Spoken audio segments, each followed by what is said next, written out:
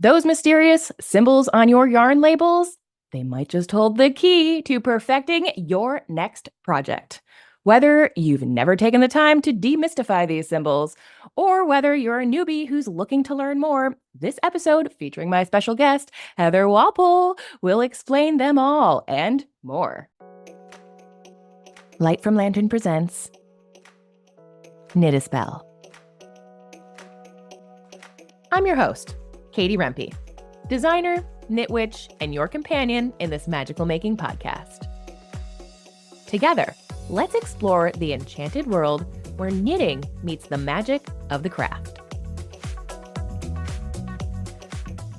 For all of those who maybe haven't seen, this is Heather's return to the show after she was here March 2022 to talk all about your amazing line UU yarns and the amazing color magic that could be done with it and all sorts of fun stuff. Welcome back. I am so excited to be here again, Katie. Who doesn't love talking about yarn and especially what we can do with yarn? That's the most fun thing. Like, I can't think of a better way to spend an hour of my day.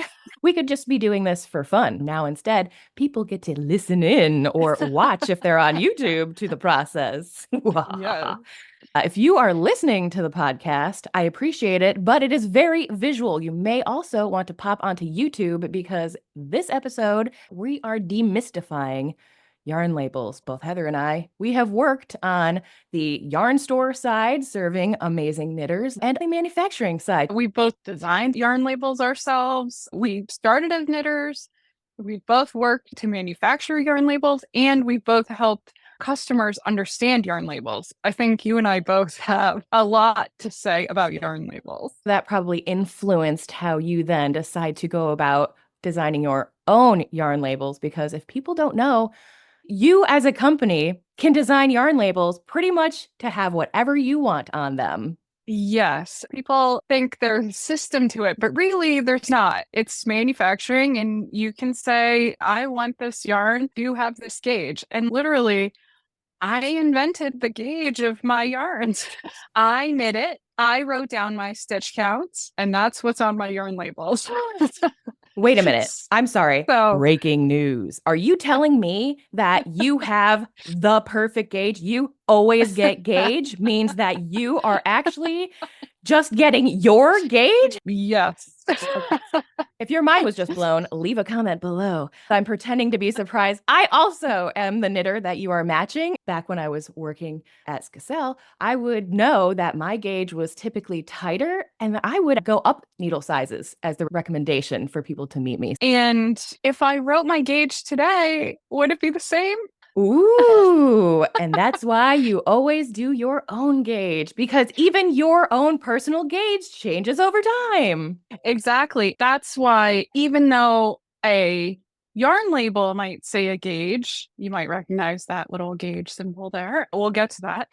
Even though a yarn label might say a gauge, that's why a pattern then specifies a gauge. Because even though you might get 5 stitches to the inch on an 8 needle with this yarn, the pattern in the t-shirt you're wearing is in this woolly worsted yarn. Maybe you're a little tighter knitter, so maybe you get 5 stitches using a 9 needle. I don't know. The gauge that's on the skein, we always said was like a jumping off point. Because as soon as you do another stitch pattern, that can change drastically, even if it's just garter stitch. Yeah, yes. Exactly.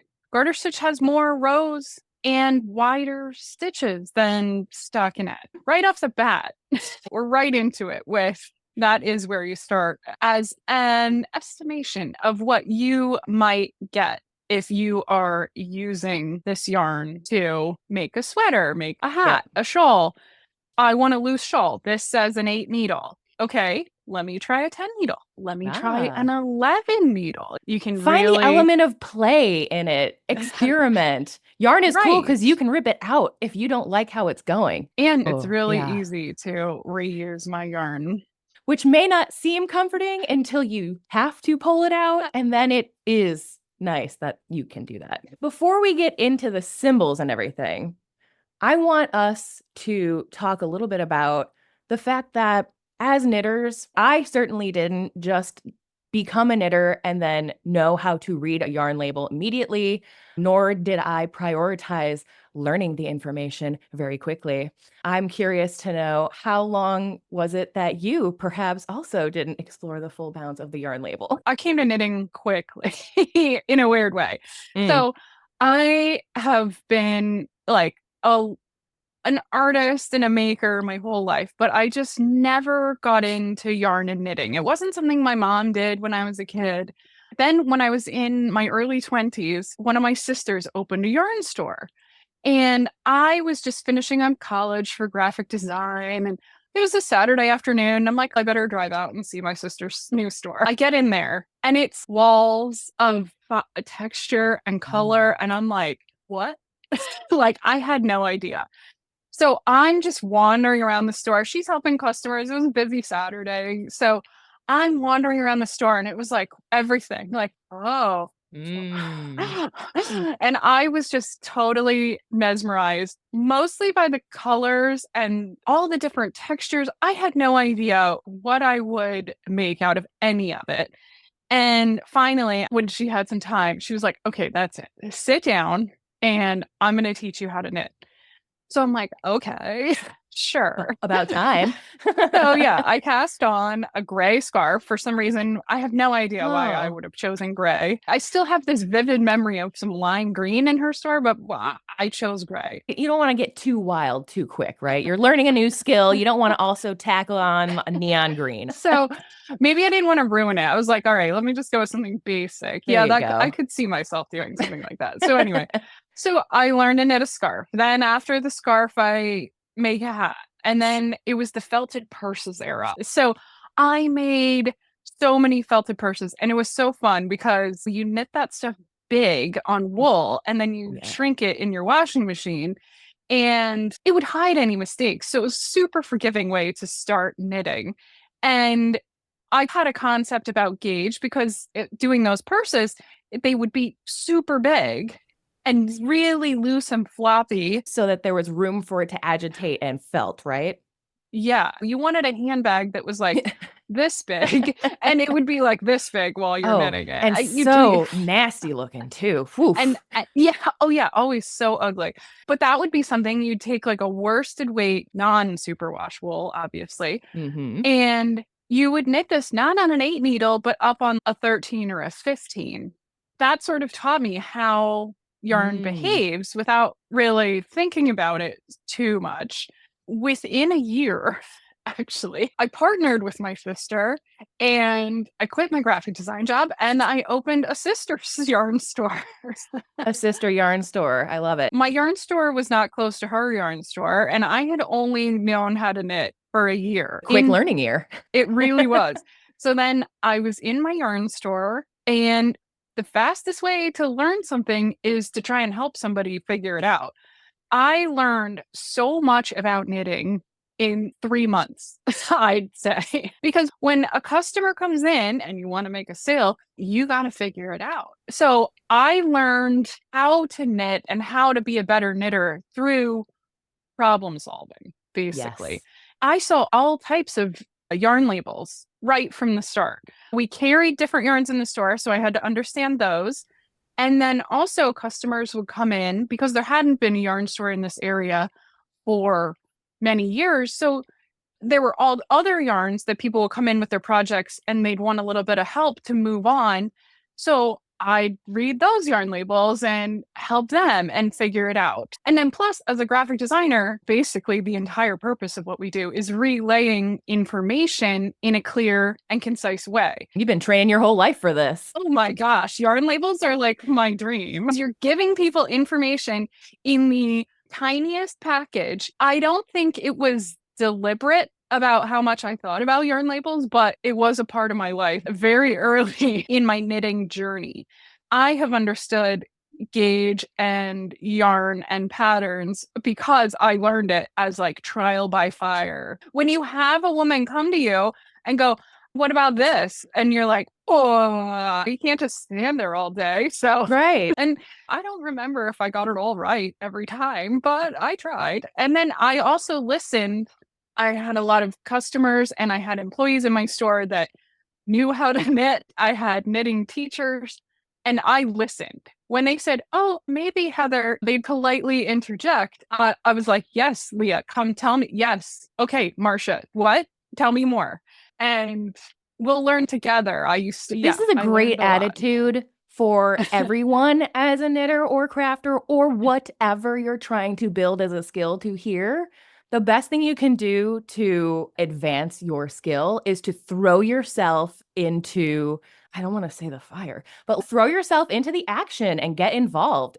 Volunteer at your local yarn store, get their permission first, of course, to act as a resident let's fix it together person. I remember the yarn store I worked at had a time when the fixer came, and ladies and men and all sorts of people would line up to get help at that time. And at one point, she stopped doing it. And then guess what? I had to do it. And I was like, oh my God, I don't know how to do this. So I completely feel you. It was like I went from a beginning knitter to, wow, now I know so much. I'm not even knitting this pattern, and I can follow the journey to help you with the mistake that I don't even know how you did it, but it was very creative. Yes, always those. And, but I think trying something and not being afraid to be wrong. That's how you have to learn anything. That's how a 3-year-old learns how to read. Does he say the wrong word 12 times? Yes. Who cares? You just tell him the right way. And then hopefully one day he gets it right. You put your pride on the shelf and you listen to what more experienced people might have to say. You put that in your pocket and now you have it to help someone else without being the entire, you don't have to know everything. I don't know everything. I haven't knit every pattern on earth. I don't want to knit every pattern on earth. No, I design my own patterns and I still will mess them up. They're my patterns. You might think like, how can you do that and not remember them? I'm like, because I'm human and there's a lot of stuff going on. I can literally show you that exact thing on my needles if I had it in this office. I have one sample and I was making the second sample and I messed it up. I literally have behind me the same thing in your yarn. One of my patterns, the irony is, and this is going to be a future video on my YouTube, the irony is that it's the grounding color that I start with, and I was clearly not grounded when I did it because it is all sorts of messed up. I made a very rookie mistake, and I'm very excited to just blow that out for everyone so that nobody has to ever feel bad about failing, because it still happens all the time for everyone, no matter how expert you might be perceived as. Now that we've hopefully given people enough courage to go out there and learn on the fly or ask from others, let's break down your amazing yarn labels. I had almost all of them. I know I have the bulky in my Florida location, but unfortunately that's not where I'm at right now. Let's go into some detail about what you chose to put on your yarn labels. Let's start with the very beautiful front here. We have your very cute logo. What was the thinking behind your logo? Because I love this little heart. So I have all my yarns here too, Yeah, of course. So this is what you have. You have You So Sporty on hand. Oh, that's right. And logo being the most important thing because we need to know our brand and where the yarn is coming from. My logo is a little scripted EWE and EWE with a heart in the middle. As a graphic designer, I am even a bit surprised by my own logo because I never saw myself as like a scripty girl or a heart girly. Both those things surprised me, but when I designed it, I was like, there it is, and stopped from there. So the name of the company is UU Yarns. So it's EWE, EWE. It's two female sheep and their friendship connects them through knitting. That was like how it all came together. I like the logo because to me, my impression of it is if you were to just roll the yarn around and let it go, it looks like that could be what it said from the yarn, right? I never really thought about it all strung together like that. I like that even more. We might have to add that to the spiel. There you go. Maybe that's why the scriptiness worked for me. Because I look at still like maybe redoing it and I'm like, no. And so then under the brand, which is how you find the yarn again if you ever want more, then you have which yarn in the brand it is. Exactly. I have 4 weights of yarn. They're all essentially the same thing, but different weights. This is my sport weight. and I named it You So Sporty. You go, girl. So You So Sporty. That was how that name came about. And I have the yarn weight in each of my yarn names. That way it's less information even still that I have to actually put on the yarn.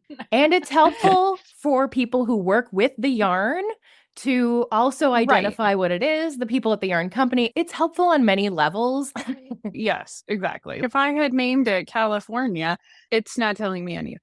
Is it a surfboard? I'm not sure.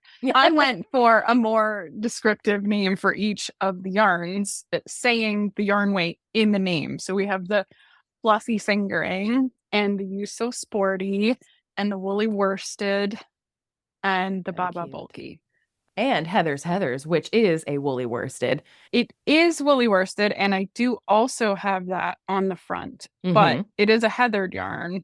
And then it, of course, has what it is made out of, which I didn't put in our notes here, but that is helpful for people because that will lead a lot of indicating of how it's going to act in your project. Exactly. The yarns I currently have are all merino wool. Merino is a breed of sheep. You can hear about that in the other episode I did. We talked a lot about that. Yes. The wool is then treated to be washable. So unlike those bags I was talking about that you could knit big and shrink, this yarn is not going to shrink. Designed not to shrink.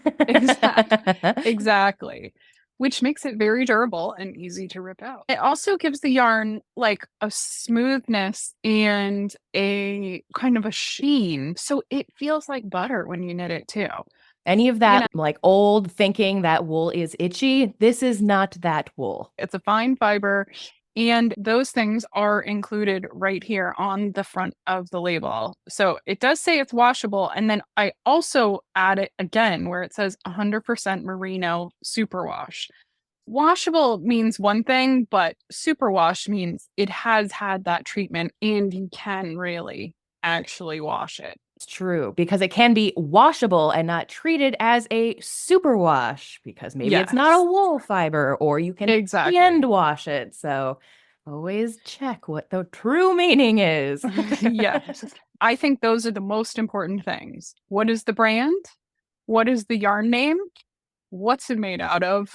And the washability is like an extra factor that I was able to tuck in there by ease of description. The idea is that you turn the label and you can admire the other information. So they are packed with info. On here, then, we have details about that gauge that we were talking about earlier.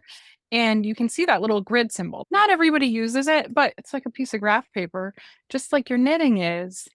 You're making a row and stacking another row on top, and it's columns of stitches. So that's why we use that little symbol to be the main gauge symbol. When you knit a gauge swatch, you need a little section. Most people say 4 inches, 10 centimeters is a good enough amount of space. If you think about how much fabric you're making in 4 inches, because then you want to be able to measure inside of it. Perfect for every gauge swatch? Not necessarily, but it's a standard amount that can give you your referenced number of stitches. That jumping off point. Yes, exactly. On the sport weight, we say it is 24 stitches over 4 inches. And that is at the bottom of the square. It says the 24 stitches. And then there's even the row gauge on that side. And then it tells you on what needle that was worked on. That's a lot of information on a teeny tiny little square. I think this part in particular overwhelms people who are new because they're like, okay, there's so many numbers and I just thought I was going to be knitting this thing and now I have to do math maybe. Yeah, exactly. I'm just going to pick up whatever needle size she says and I'm just going to go with it. Hope for the best. Yes. Yeah, exactly. Which is one way to learn. Yes, right. You can jump right in. And that's what we said. That is one way to learn. Maybe you're going to have to give this sweater to your big sister because it doesn't fit you.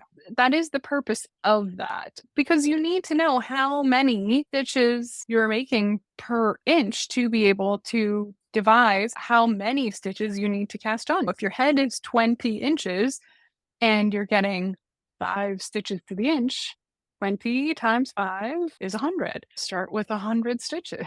So that's the breakdown. I used to say that the gauge was the key to designing any pattern. The part that a knitter hates is essential to the design process that we go through. Like you said, how would you even figure out how many stitches to put on a hat? It's because of this little math thing here. And Mhm. let's just say, okay, Katie, I'm not a designer. I don't care. You might care when you realize that this yarn, not this yarn, but a yarn that you're looking at in your stash is unavailable anymore and you need more of something to finish it. This is the key to unlocking a matching yarn to at least Yeah. some pretty accurate degree. You can find a yarn that's a similar needle, getting a similar gauge. Odds are that's a pretty good clue that this could be a good match because it's on that standard stockinette stitch over all the yarn. Yes. And that's why we keep our labels. We take good notes or whatever the case may be. All of those things. And you don't just keep the label for the gauge, you also keep it because if you're someone like me, I like to knit for people on occasion. And when I do, I keep one of the labels and I gift it with them because it already has all the wash and care instructions on it. That is a very clever idea. And that is the next thing after yardage. How Right? much yardage does this ball symbolize? Yes, exactly. And it is strange who thinks in yards other than football players, Hmm. but sewists and things Hmm. like that too. That's interesting. Yeah, I never However, thought of thinking about a yard, but it's just easier than saying this ball has 5,280 feet of yarn. and more accurate than saying it has 3 ounces. And you're like, well, what does that mean? I know. I do not like to go off of the skein weight because different fibers weigh different amounts. If you think you can pick up a cotton t-shirt off your laundry pile and it has a weight to it, but then pick up your silk shirt, light and Yes. lofty. If Mm-hmm. you compare 50 grams of wool to 50 grams of cotton, they're not going to be the same yardage. So that's why we like to think in length when we're looking for the amount of yarn we need for a project. I think it's like an Yes. old timey way of doing it. There were less varieties of yarns and things at one point, and so I think it was more universal that if you had the 2 yarns that were being made, probably not that little, but you know what I'm saying. It was exactly that because they would say, okay, to make a small sweater, this finished sweater weighed 8 ounces. So that means if our skeins are 3 ounces each, you need 3 balls, and the pattern came with the yarn. Mm. It's how it used to be.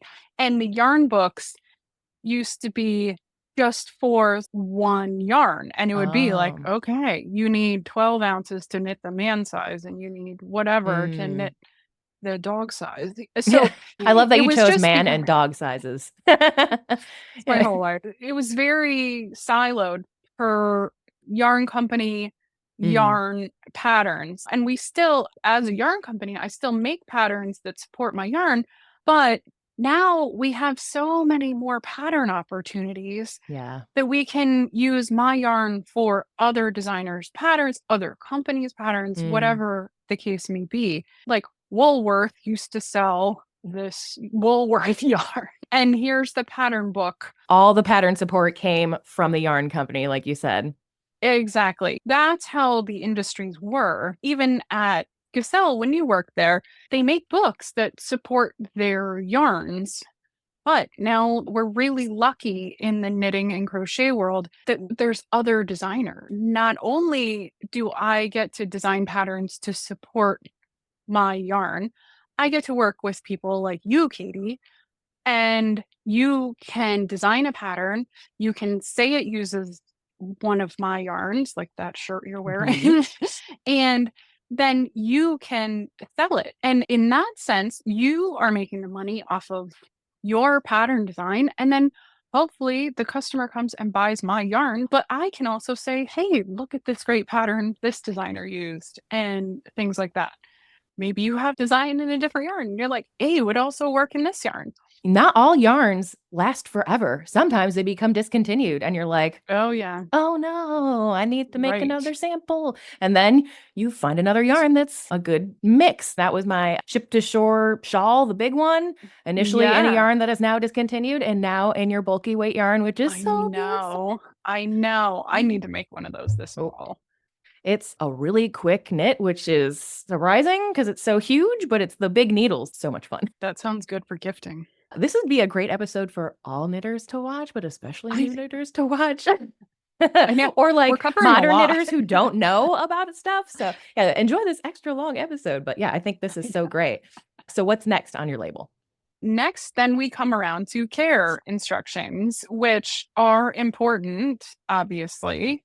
I made some cute little symbols like we're talking about today. Mhm. So we have our little knitting needles and a washing machine and then my heart because I want you to knit your project, care for your project, and love it in as many ways as you can.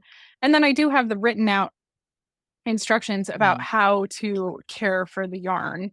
We could use those international care symbols, but Americans aren't very good at knowing that.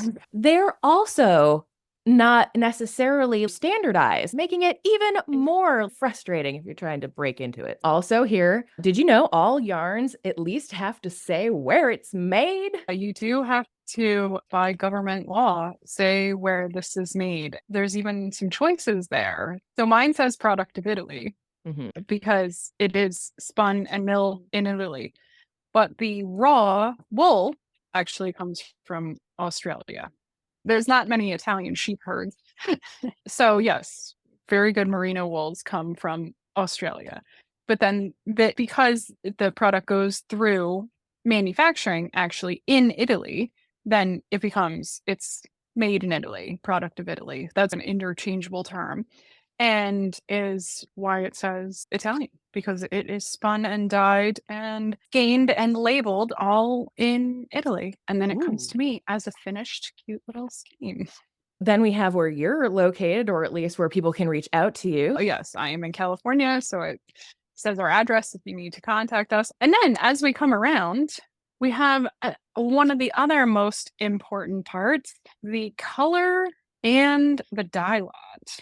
The dye lot is an interesting thing. So, as I said, the yarn is spun and dyed and skeined in another country. And also, it's done in batches. The machines are only so big and the dye pots are only so big. So, they can only put in so Mm. much raw material.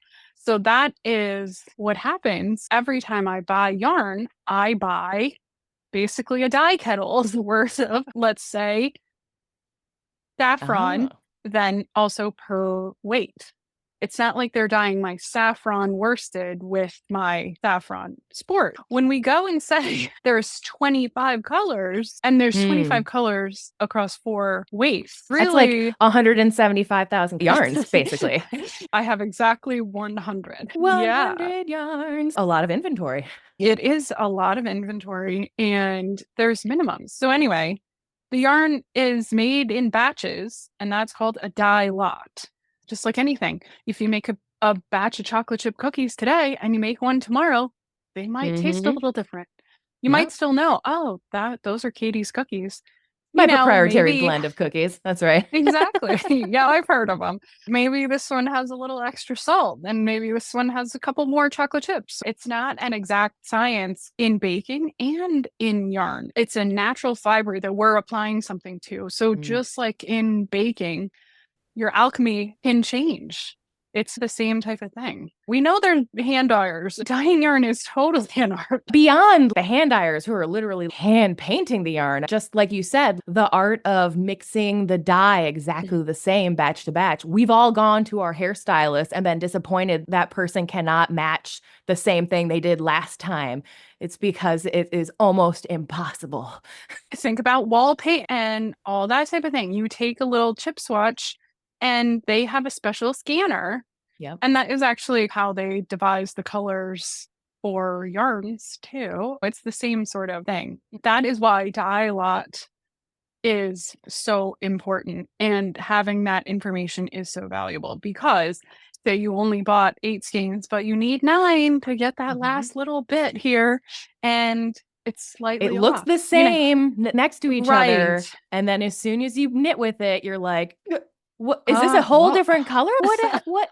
And it is so funny how just the slightest different is like, what? Mhm. Actually, I have a really good example of this. This is my Stormy Shores cowl. And I always have to be very strategic when I take photos of it because of this slightly obvious color difference here. Don't know if you can What?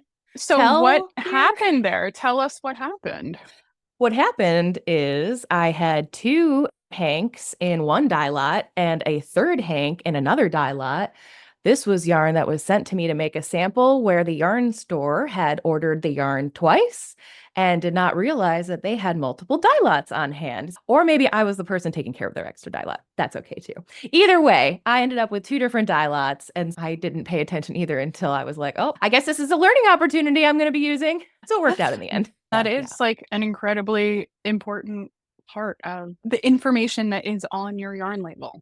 And I think it's important to also note not all yarn companies have dye lots. Hand dyers will not put dye lots. Oh, Everyone's its own dye lot.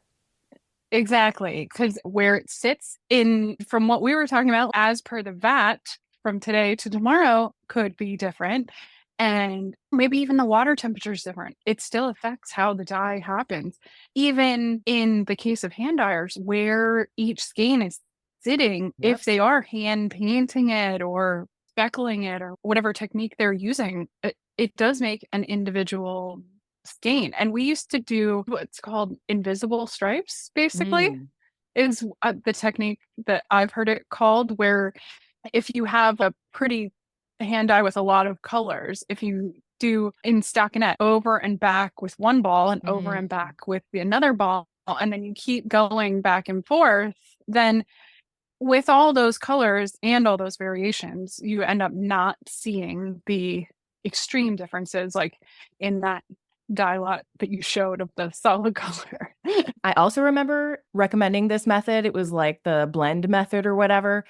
And I Yeah. can't tell you the look I would get from people who were spending $50 a hank on their yarn and then were told they are going to have so many extra ends and all this extra steps to do to make it look like Mhm. what the skeins look like.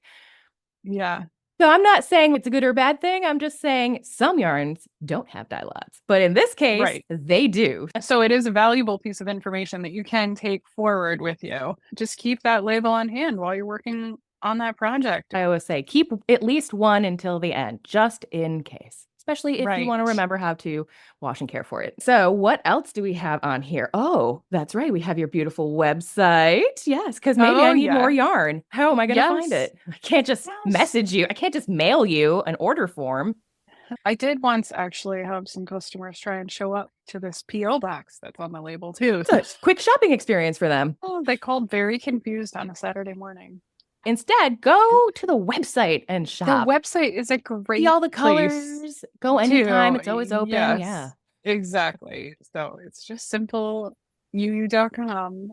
You don't even have to go to a disappointing post office box. You can just shop from the convenience of your homestead. I put it right in the mail for you. And it comes in a little pink bag, and it's just the lovely. Yes, And then you get to have a little party, and it's the best I day of your know. life. So now we know how to get more yarn. Also have a really nice little free pattern. Yes, that was actually my sister's doing.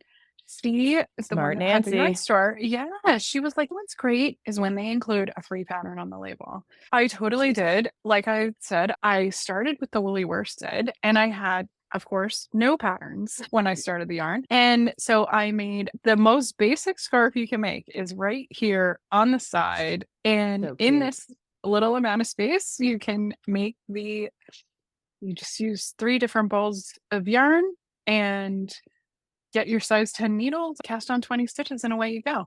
Right there on the label, free knitting pattern, and a little illustration of it by It's my so nice. niece. Because so often you fall in love with the yarn first And then you're like, what am I going to make now? And so it's Yeah. nice to have a little jumping off point, because maybe you don't end up doing the scarf, or you start with the scarf and then you're like, oh, okay, now I understand how the yarn works. And I love, so excited about all the colors. And now I'm going to knit a sweater or something. It's a great way to give it a little try before you jump into the sweater and stuff like that. Or like a huge So, blanket that you're going to love. yes, that is how a yarn label breaks down. I know there's a lot packed on this little tiny strip. A thing that you might just take off and throw away is actually worth keeping. It's packed with info that has been thought out for you.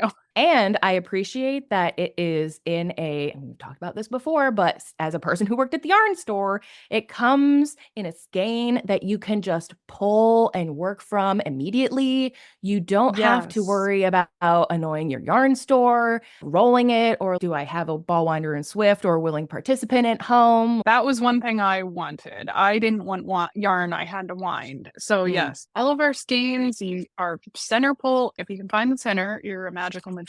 But anyway, you can just take the label off and get started right from it and just So nice. go for it. And as one last note on just a reflection of the yarn label, there are many ways that you can choose to attach a yarn label. I like the way you have decided to do it, with is just wrapping it around the skein, because it is very secure. It's going to stack really well, like in a cubby, which is what a lot of yarn stores use, or like you can put it in a basket and it looks really nice as like a bouquet. And if there you go. And if you have a lot of them packed in there and you accidentally pull it out, it's in a color that you actually can identify what it is and just easily put it right back in there. It's not going to like mess it all up. And like, you don't have to be like, what the hell color is it? You'll know. I designed a yarn to be colorful. So my inspiration has always been like colored pencils for your creativity. When you were a kid and you opened a box of crayons or a box of colored pencils and it was like, the world is my oyster. That is how I want the yarn to be for you as a knitter. Like a fresh box of creativity just Yarn waiting crayons. for you. Yes, yarn crayons. For that reason, I went with a white label, and you can see the yarn colors. The label is not competing with the colors of the yarn. So that was very intentional. And it's all very cohesive, but like you said, it's all about the color than really about the design of the label. Yes, the label is secondary. As it should be. It's clean and informative. It's like a smart belt. The fact that I got to design a yarn is the thing here. So that, yes, then the label is the information side of it all. I hope listeners have enjoyed this episode as we nerd out as two people who have a lot to say about yarn and yarn labels and knitting. We do. We do. And if you think of something, I'd love it if you ask. Katie and I could each talk about this all day. And we do. We literally text about yarn. Yes. If you have any questions of things we didn't cover about what's on a yarn label or what's on my yarn label specifically, I would love to hear it.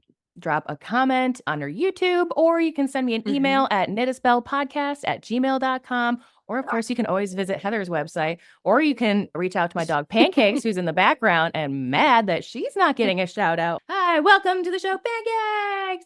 Yay! You have dogs in the recording studio. Yes. You get it. Yes, I do. So before we wrap this up, do you have any interesting or funny stories regarding yarn labels and creative customer interpretations of them through the years of knitting? Oh, definitely. And you can share? Yes. The biggest one that literally have argued with me about is the name of my company. Because of that scripty little logo with the heart in the middle, I've had You Love You. Oh. So I've had You Heart You. I've also had Ewe Ewe. Reflects more on them than on me. Yeah. Or the logo. Yes, good point. Everyone has their own interpretation. The you love you and the you hurt you, which are not bad, but now I did literally have a woman argue with me. And I'm like, no, Ma'am, it's my company. if you flip it over here and you read the address, now it's just you yarn. That is the most Love 'em. curious thing. But no, as far as the label itself and the information, that is Straightforward enough. yes, I seem to have managed to keep the questions away. Just like when I go to design a knitting pattern, I try and put everything in a pattern.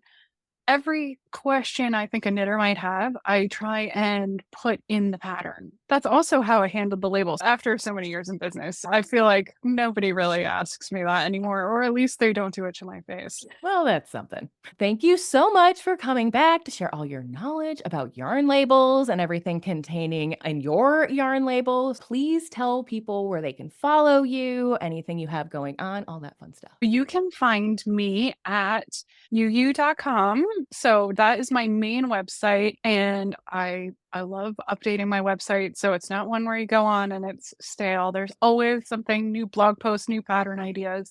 My best way to get in touch is on my newsletter list. I love newsletters. You can always reply. I answer back. You tell me what you're working on. You have a question. So if you go to my website, you can sign up for our newsletter. And plus, I am in all of the other regular places as UU Yarns. So EWE YARNS.